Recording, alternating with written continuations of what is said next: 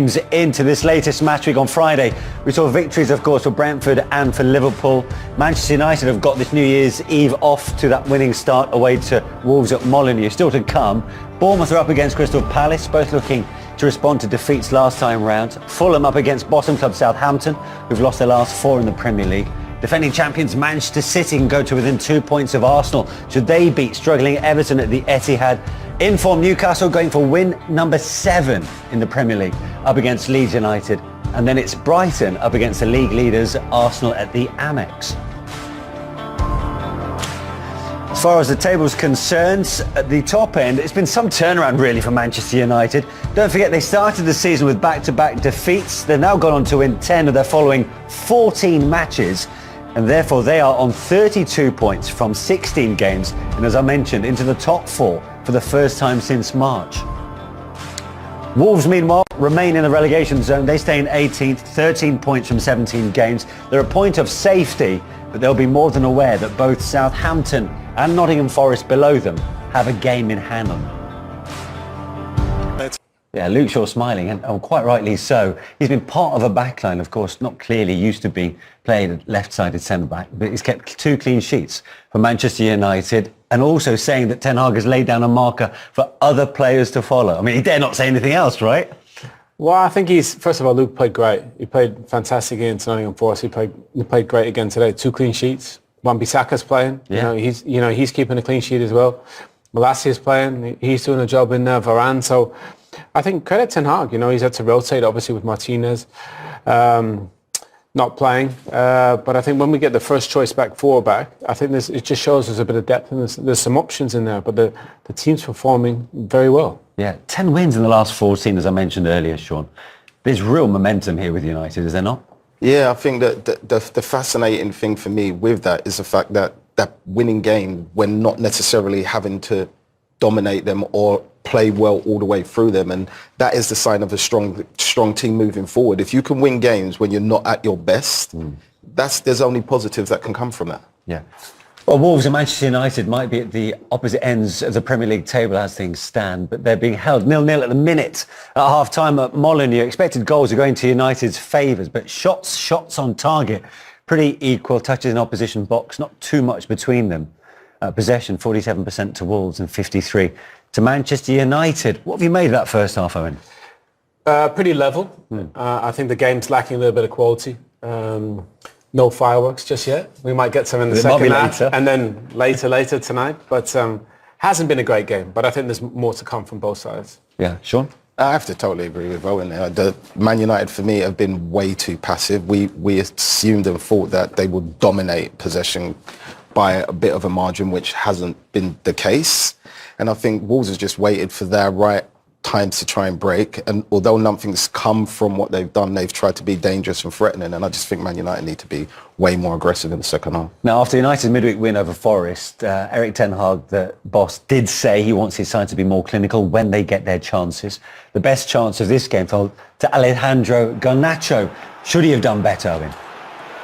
Well, I mean, it was thanks to Semedo. I'm not sure what he's doing there, but it's a terribly under-hit pass, and that's a gift. And you got to take a gift when it comes to you like this. Semedo just under-hits it, Garnacho there. I think you just got to go around the keeper, Sean. Come to the left, dribble around him. I think it's an easy finish for him. Yeah, I've got to totally agree with you. I think here he opens up, like he can drag it now. Yeah. From he opens up, he's kind of seen the keeper. All he does is drag it and tap it in. But even then, the follow-through just kind of summed up Man United with Anthony not pressing. But this pass that he played was great. And I think Martial's got to take that with his right foot. I think if he takes this with his right foot, the defender may block it, but he's got more chance of scoring. We're showing it's a chance. Let's be honest, it's not really a chance. No. It's a good block from Collins, but it just shows that the game lacked a little bit of quality.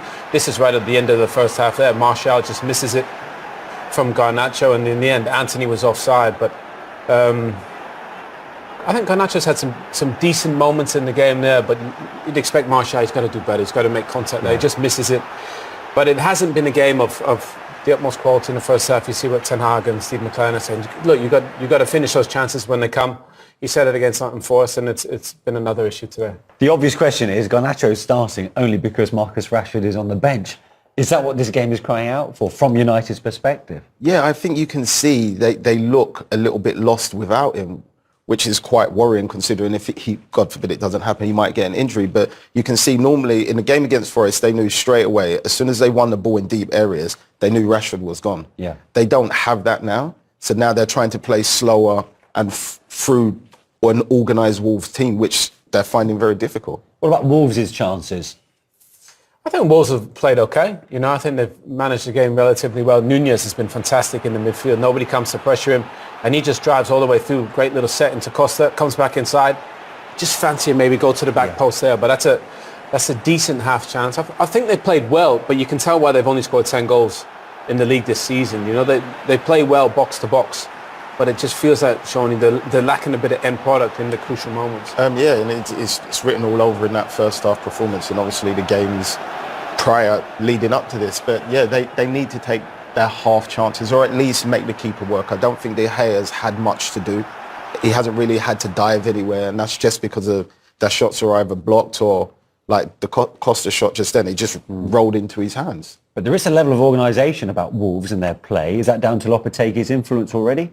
Yeah, and I think defensively he's a good manager, but I think he also wants them to play. They've been trying to play up on the back. Bueno at left back, he looks tidy. But I think there'll be a lot more to come from both sides in the second half. Lovers, we'll see it from the other angle. His composure when he gets in the moment. Sometimes Marcus used to get into it and then he'd snatch at it.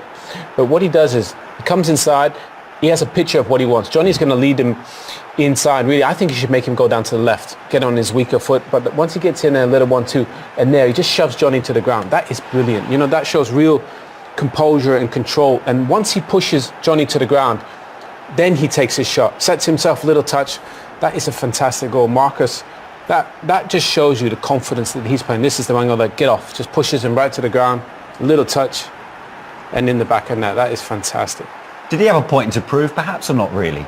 No, I just think he's in that's such a good form, especially in front of goal, that he knows that he only needs one chance, one clear-cut chance, and that will happen. And coming off the bench is not always the easiest thing to do. And it took a while for him to get into the game, I thought, in the second half, but he was still causing issues, just the fact of him being on the pitch, which opens spaces up for everybody else. And that 1-2 that he played was just perfect. That ability to drive through, to get beyond the defence, that was something that United had lacked, had they not, for the previous, 45, 50 minutes? Yeah, well, if you think about it, Bruno was quiet, you know, Eriksen was quiet, Martial was quiet, Anthony had a couple of moments, but he was pretty quiet, so it needed somebody to come and rescue it. Obviously, with Ronaldo gone, the goals are going to have to come from Marcus Rashford, and credit to him, you know, he's producing the goods when they need it. He could have had a second.